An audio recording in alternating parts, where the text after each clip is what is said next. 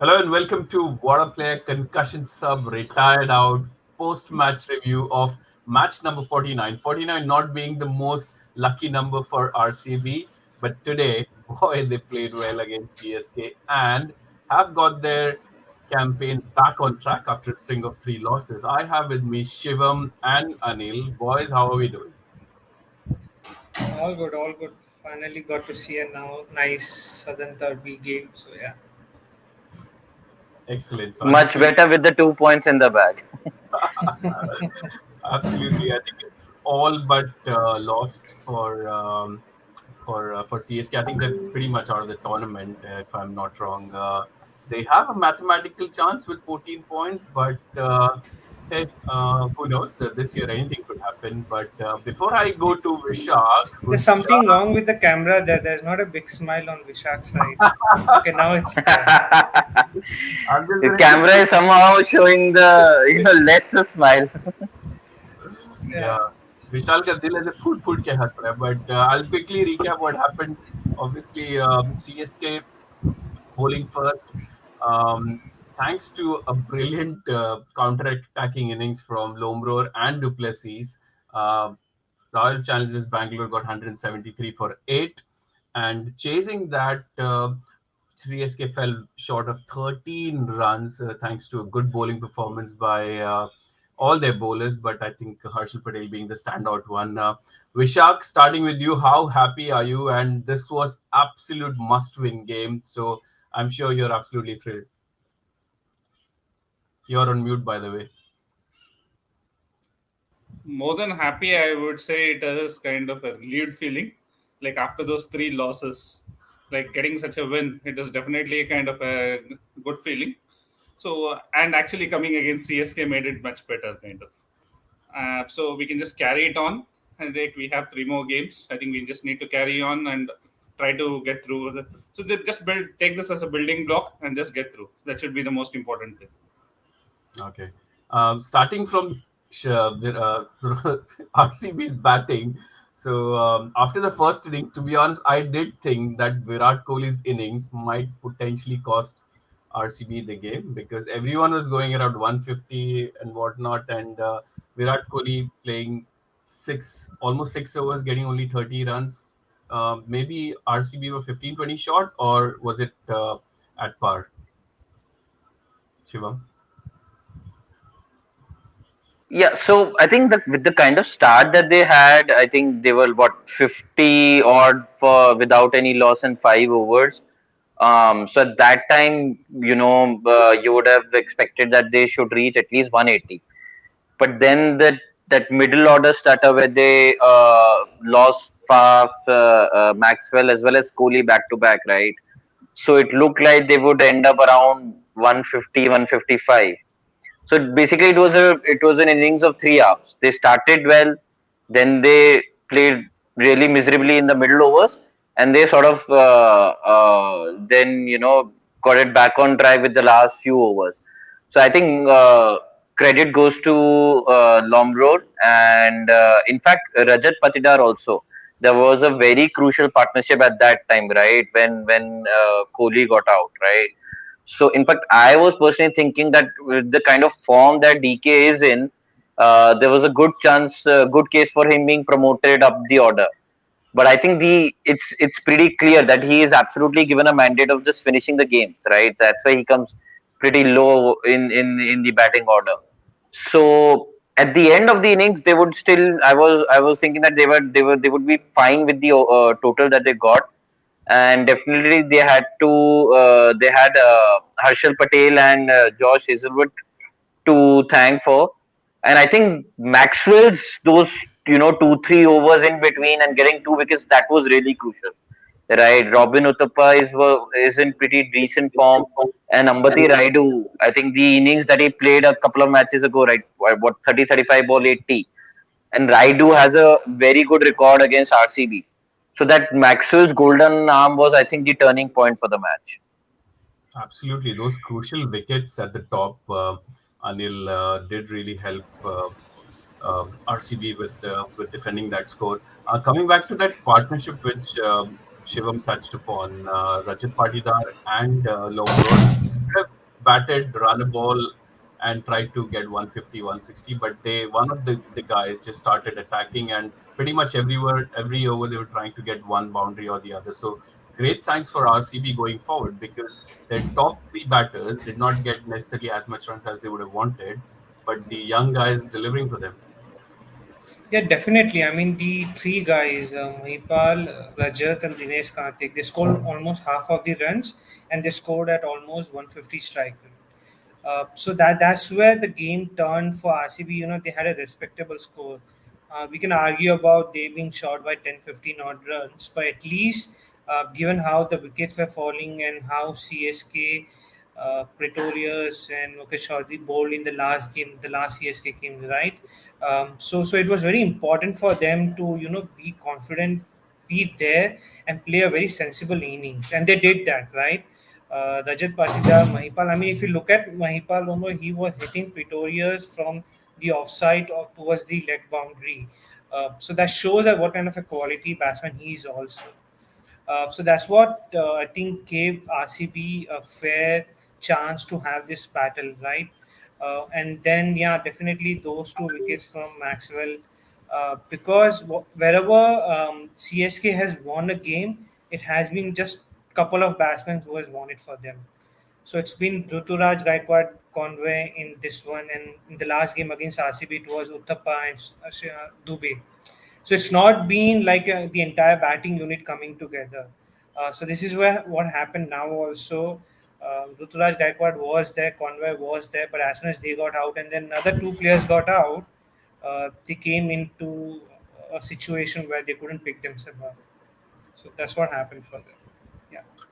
Vishak, so we were discussing offline around the bowling performance of RCB, but do you think that CSK, after that 50-run opening partnership, they should have easily cruised through, and with such a big batting lineup, they probably left it for too much in the end with so many wickets in hand. They just tried to get boundary and then kept losing wickets and never really recovered. Definitely, until the wicket of Conway, right? I thought CSK were actually bossing the game. Kind of the way Conway was batting, he was actually hitting a boundary and over. He was keeping up with the rate as well. His batting, I was almost scoring at 150 strike rate. So I think they were in the game until then. After once Conway got out, I think the rest of the batsmen who came, they tried to do the same strategy what CSK does always. It's like try to take it deep. I think when Dhoni was at his peak, these kind of strategies actually worked because it was like Dhoni was playing international cricket back then. He was playing regular cricket. They could take it deep and he could come and finish. Now he is no longer playing much cricket, right? So it doesn't work always because that is the main problem with them at this point of time. So taking the game deep, they might win one or two games here, but it may not happen every time at this point of time. Yeah. So I think they have to revisit, take a look at the strategy and revisit, and try to play at a steady level during the chases and not take it to the end. Yeah, I And think just to probably. add there, Sanjay, just to add there what Vishak mentioned, I think that's a very important point. See, you can't always go by the historical results, right? You have to go by current form. And that is why a team like Gujarat Titans is doing well. Rahul Tewatia, Rashid Khan, David Miller. These three are in incredible hitting form. So a team like Gujarat Titans following this strategy of taking it deep when they know that, two of these three players will score 50 out of the last 4 or 5 overs. And they've done that consistently. Like, I think they've done that for over a period of like 4 or 5 matches back to back. Right. So something like a Gujarat Titans following this strategy makes sense on the basis of current form. So you, as Vishak mentioned, like first it was Dhoni for quite a few number of years. Then sort of Jadeja took over that mantle of finishing games. But with Jadeja not in the best of nick and Dhoni well past his peak, right? You would want to sort of follow that Gautam Gambhir strategy of keeping up with the run rate and not leaving too much for the end overs. No, I It's absolutely nice agree. of you to mention Gautam Gambhir. Yeah, because I But remember one of his interviews, very popular or rather yeah, infamous interviews.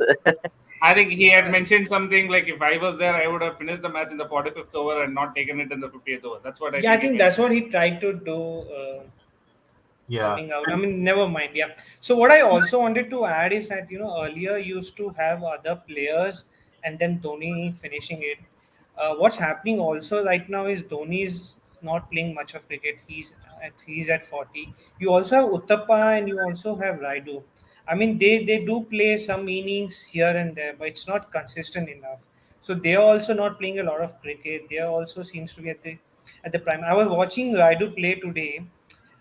When he actually came to the Indian side, or when he actually came to the IPL side, his game looks similar. He hasn't evolved. If you look at his batting style, it hasn't evolved. It's still the same. I mean, it has worked earlier, but I think he hasn't evolved. So it looks like he has hit the peak. If bowlers are able to see, how to get him out, I think it becomes an easy one for the bowlers or the opposing side. And I and think that's where CSK has lost this season. yeah, And a case in point there is DK, right? As you mentioned, Raidu is not evolved with his batting. Just look at DK. Even I think he's what 36, 35, still evolving, still trying new shots. So that's a very important case in point that no matter how old are you in the game, you have to keep evolving. yeah, and much rather prefer what DC does, because DC will not have a situation where they have 6 wickets in hand, 5 overs, 50 runs to get. They'll probably finish that game in 16, 17 overs, or they will get out, and leave the bowlers to do the damage. But yeah, I think all fair points. Vishak, I want to touch upon uh, the very touchy topic. This is on Chahel not being retained. I can't bring up that comment again. So Siraj has been a slight concern for RCB, thanks to I think Glenn Maxwell's 4 overs, because neither did Hasranga complete his over, and Shehbaz, anyways, his quota is only 3 overs because he doesn't bowl more than 3 overs, I think. So he must is on his contract. It must be that he can only bowl 3 overs. But Siraj is probably a cause of concern, and again, yeah, I mean it's gone now. Chahel is not retained, but do you foresee my favorite topic of getting Karan Sharma in, getting Hasranga out, and getting David Willey back, maybe? I don't think so. But David Willey is not again your 4 over bowler. So you don't want somebody who is kind of, and he can see. You don't you have already Kohli and Faf opening. So the best place for him is actually to open. If he bats in the middle order, he actually wastes a lot of balls and he cannot accelerate. So the problem is, so I would not make changes. I would still go with Hasaranga. But I think he picked up a crucial wicket today as well of Devon Conway. So I think he has been doing pretty well and he is among the top 5 wicket takers as well. Uh, Yeah, it is still fine. So I would, but touching upon Chahal, it's a foregone topic. I think we should not be talking about it now. So we should be just kind of seeing what we have and try to make the best use of it. And definitely Siraj's form is a concern. I think, as I already mentioned it in some of the previous matches also, we have never seen him bowl with the new ball at around 140 plus pace. He's usually a bowler who bowls at 135 to 140 and tries to swing the ball. Now he is striving for pace and losing that swing and his line and length.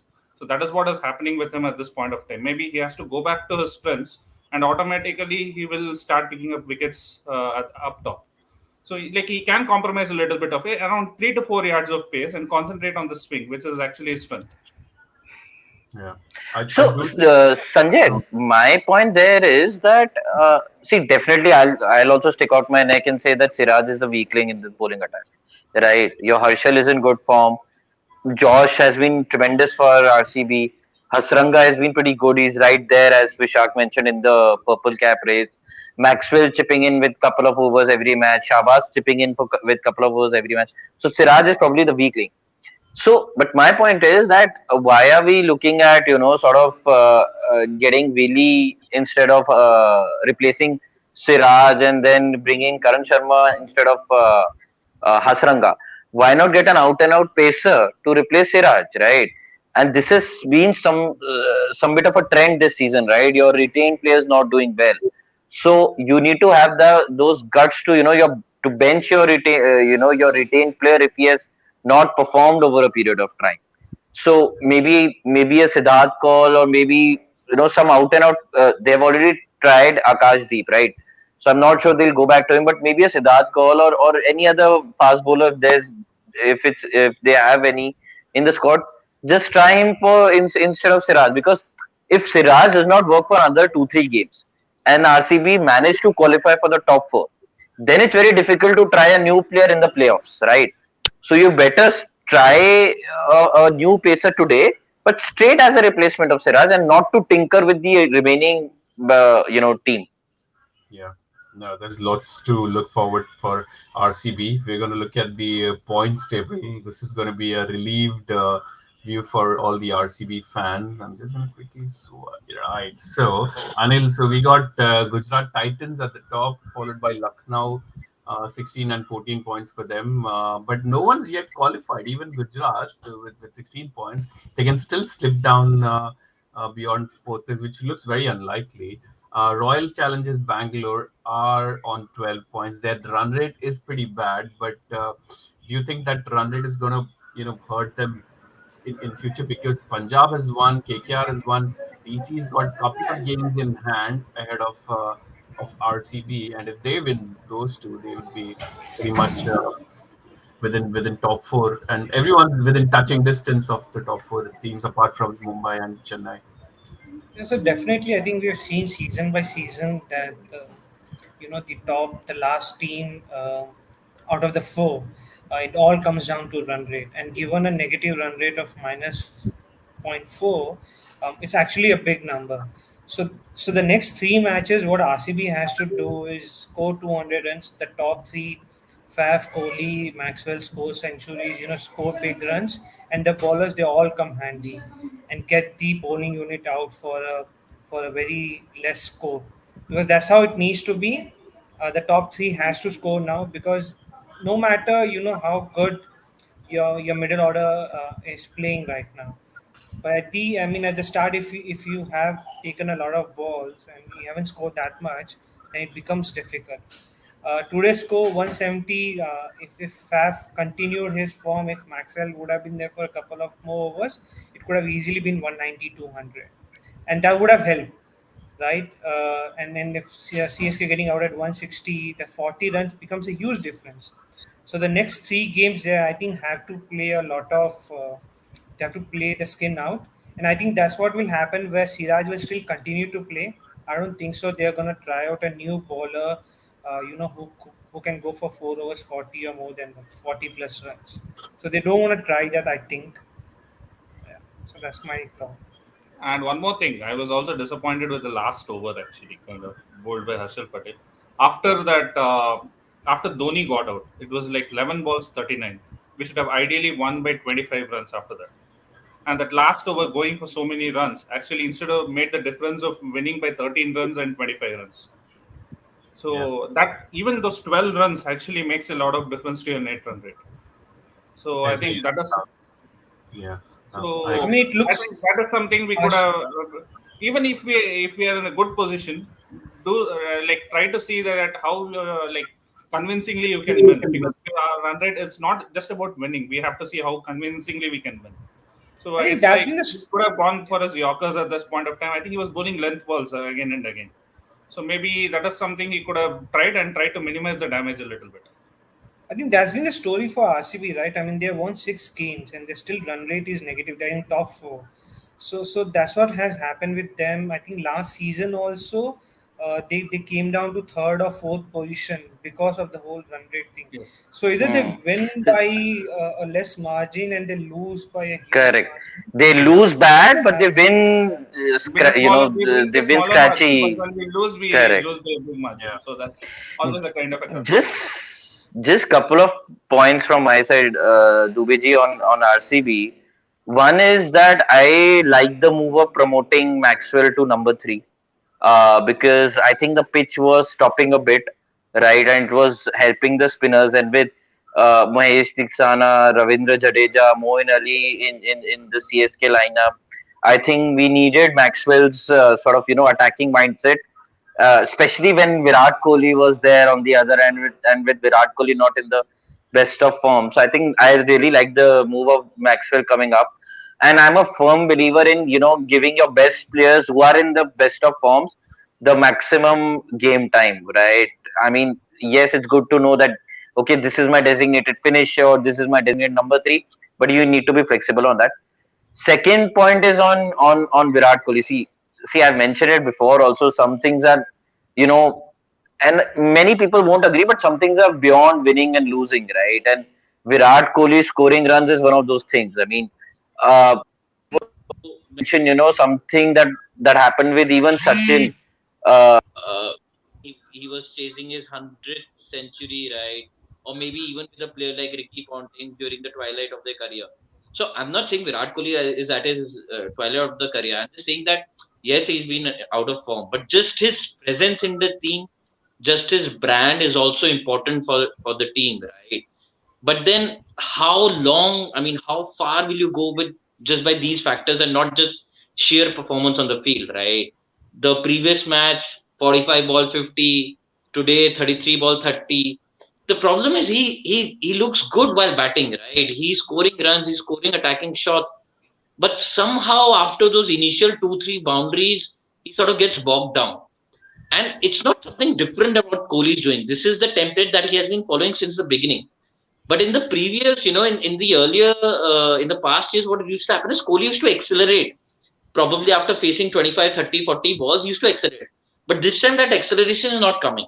So he starts well, then gets bogged down, and then gets out, right? So Kohli spending time on the field, that's good. That's important for RCB.